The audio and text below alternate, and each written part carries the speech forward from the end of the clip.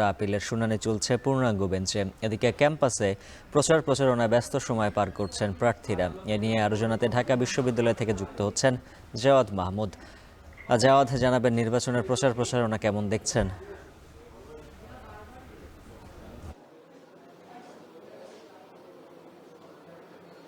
উজ্জ্বল, আপনি যেটি বলছিলেন যে হাইকোর্টে ডাকসু নির্বাচনের যে স্থগিতাদেশ সেটা নিয়ে হাইকোর্টের একটি পূর্ণাঙ্গ বেঞ্চের শুনানি চলছে প্রধান বিচারপতির নেতৃত্বে। সেটি যেমন একদিকে চলছে, কিন্তু আরেকদিকে আমরা দেখেছি পুরো ক্যাম্পাসে কিন্তু আমরা প্রদক্ষিণ করেছি সকালবেলা থেকেই। সেখানে শিক্ষার্থীরা এবং যারা বিশেষ করে প্রার্থীরা রয়েছেন তারা তাদের নির্বাচনী যে প্রচারণা সেটি চালাচ্ছেন। এবং তাদের সাথে কথা বলে যেটা আমরা বুঝতে পেরেছি, তারা বলছেন যে তাদের মধ্যে এক ধরনের শঙ্কা আছে, যেহেতু ডাকসু অনিশ্চয়তার মধ্যে দিয়ে যাচ্ছে সেটি নিয়ে তারা শঙ্কা আছে। কিন্তু তারা এও বলছেন যে সেই শঙ্কা থাকলেও শিক্ষার্থীরা সেই ডাকসু হবে কিনা সেই রায়টি আসলে শিক্ষার্থীদের মধ্য থেকে আসবে, বা যারা প্রতিদ্বন্দ্বিতা করছেন অর্থাৎ সামগ্রিকভাবে ঢাকা বিশ্ববিদ্যালয়ের শিক্ষার্থীদের মধ্যে দিয়ে আসলে এই রায়টি আসবে। সেইটি ডাকসু নিয়ে যে সিদ্ধান্ত বা ডাকসু হওয়া না হওয়ার নির্ধারণ সেটি ঢাকা বিশ্ববিদ্যালয়ের শিক্ষার্থীরা করবে, এটি তারা বলছেন। এবং তারা বলছেন যে একটি বিশেষ গোষ্ঠী এটি ডাকসু বানচালের জন্য চক্রান্ত চালাচ্ছে এবং এই 5ই আগস্ট পরবর্তী সময়, গণ অভ্যুত্থান পরবর্তী সময় ক্যাম্পাসে যে স্থিতিশীলতা ছিল সেটি বিনষ্ট করার একটি চক্রান্ত হচ্ছে। সেই চক্রান্ত নস্যাৎ করে দেবে শিক্ষার্থীরা, সেটি বলছেন।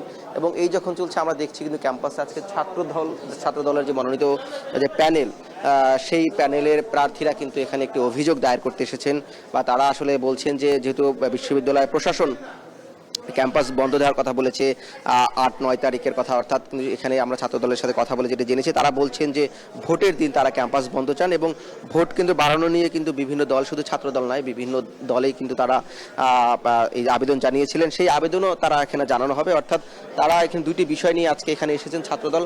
তারা এই যে প্রধান নির্বাচন কর্মকর্তা যিনি রয়েছেন, চিফ রিটার্নিং অফিসার, তার কাছে একটি আবেদনপত্র জমা দেবেন এবং সেখানে তারা দুটি বিষয় উল্লেখ করবেন। এবং ক্যাম্পাসে কিন্তু আমরা আরেকটি বিষয় দেখেছি, যারা শিক্ষার্থী রয়েছে, সাধারণ শিক্ষার্থী, সেই শিক্ষার্থীদের মধ্যেও এক ধরনের অনিশ্চয়তা আছে।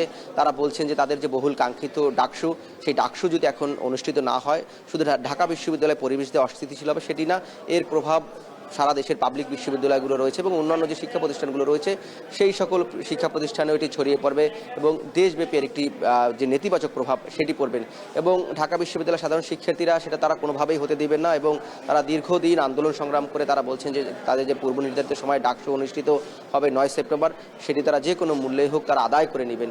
এই ছিল এখন পর্যন্ত আমার কাছে ডাকসু নির্বাচনের প্রচারণা নিয়ে সবশেষ।